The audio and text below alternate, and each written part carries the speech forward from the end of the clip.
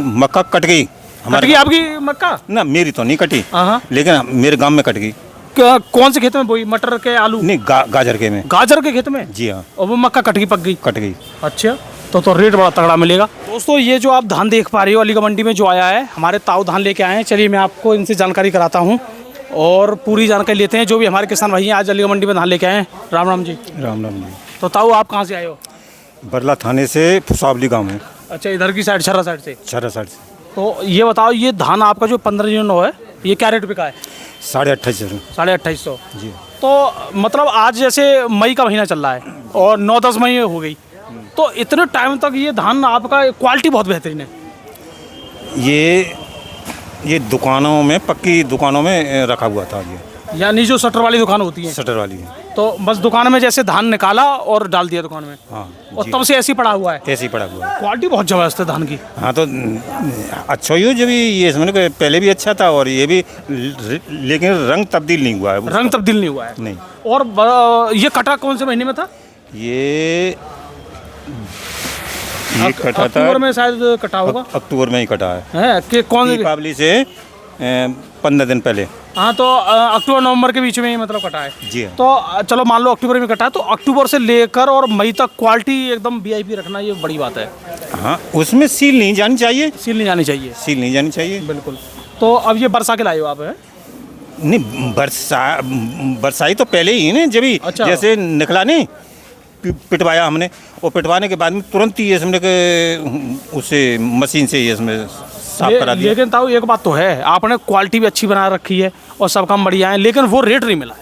हाँ, रेट ही नहीं मिला। ये उस समय भी लगभग आपकी ये कम से कम क्या रेट बिकता आपके हिसाब से? उस समय ये 2950 के करीब बिक जाता, क्योंकि 3000 टॉप था उस समय। जी हाँ। तो ये 2950 बिक जाता। आज 2900 टॉप है, तो ये 2850 बिक रहा है। जी हाँ।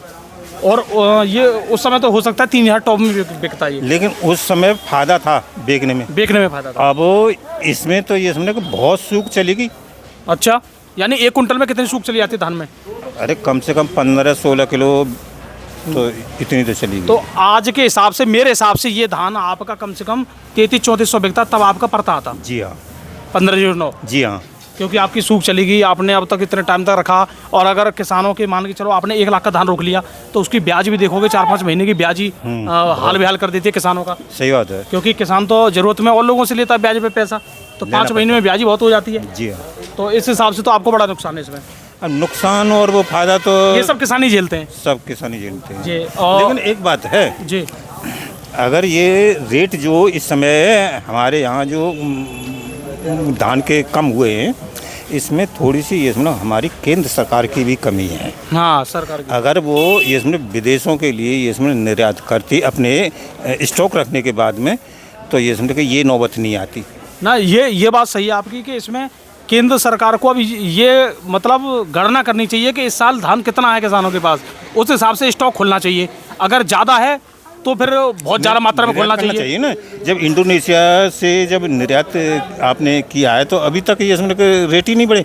निर्यात करोगे तो ये इसमें रेट तो बढ़ेंगे। बिल्कुल।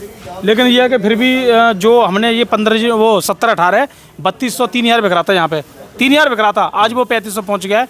फिर भी पीछे से कहीं ना कहीं मांग भी आई है। हाँ, कुछ ये इसमें के 1 सप्ताह से थोड़ा सा ये इसमें के रेट बढ़ गए हैं। अच्छा, एक और बात है, कुछ कभी कभी हमारे किसान भी कमी कर देते हैं 2-2 बार धान करके।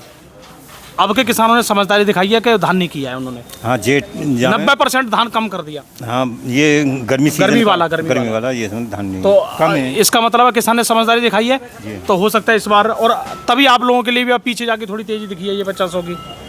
ये भी बात हो सकती है। और बताइए ताऊ, अब आप मक्का है आपके पास? जी हाँ, तो मक्का मेरे पास ये समझ के बहुत है, कम से कम वही 40 बीघा करीब। 40 बीघा। तो मक्का की क्या हालत चल रहे हैं? मक्का वैसे अच्छी हिसाब किताब है। तो मक्का की अब कब से आने वाली है, कब से कटाई होने वाली है? वैसे कटाई तो ये समझे कि कल ये समझे कि मक्का कट गई। कट गई आपकी मक्का? ना, मेरी तो नहीं कटी, हाँ, लेकिन मेरे गांव में कट गई। कौन से खेत में बोई? मटर के, आलू? नहीं, गाजर के में। गाजर के खेत में? जी हाँ। और वो मक्का कट गई, पक गई? कट गई। अच्छा, तो रेट बड़ा तगड़ा मिलेगा। तो अब वो कहाँ लेके जाएंगे, किस मंडी में? हमारे पास में छर्रा मंडी है ना। अच्छा, बस छर्रा मंडी अलीगढ़ मंडी में आती है? जी हाँ। जी। तो अब वो अभी उसके रखेंगे कि तुरंत मंडी? तुरंत ही देखो सभी तरह के आदमी होते हैं जिनको जो पैसे की ज़रूरत होती है तो वो तो इसमें के वो रेट ही नहीं देखते हैं, चाहे 100-200 रुपये कम जाए चाहे ज़्यादा जाए, लेकिन वो तो मंडी तो भैया ताऊ बता रहे हैं हमारी कि मक्का भी कट चुकी है। इसका मतलब है कि अलीगढ़ में जो हम अनुमान लगा रहे हैं मई के लास्ट में आएगी, वो मक्का आप ये मान लीजिए 12-13 मई से आना शुरू हो जाएगी कहीं ना कहीं किसी न किसी मंडी में। हाँ जी, अलीगढ़ की में, क्योंकि छर्रा मंडी भी अलीगढ़ में ही आती है, तो अलीगढ़ ज़िले की बात कर रहा हूँ मैं, कहीं ना कहीं आएगी। तो मक्का ये मान लीजिए आप 10 से 12 मई को स्टार्ट हो जाएगी, और मई के लास्ट में तो फिर इसका मतलब बहुत मक्का आएंगे, बहुत मक्का ये समझ के जाम लग जाएंगे, जाम लग जाएंगे इस जी हिसाब हाँ। से। और जून में तो जाम ही जाम जाम है 2 महीना तक, तो ये समझ के मई जून और जुलाई तक। तो चलो ताऊ आपने बहुत अच्छी जानकारी दी है, आपका बहुत बहुत धन्यवाद। तो दोस्तों आपको हम अलीगढ़ मंडी से पूरी जानकारी देते रहेंगे, तो वीडियो देखने के लिए बहुत बहुत धन्यवाद, नमस्कार।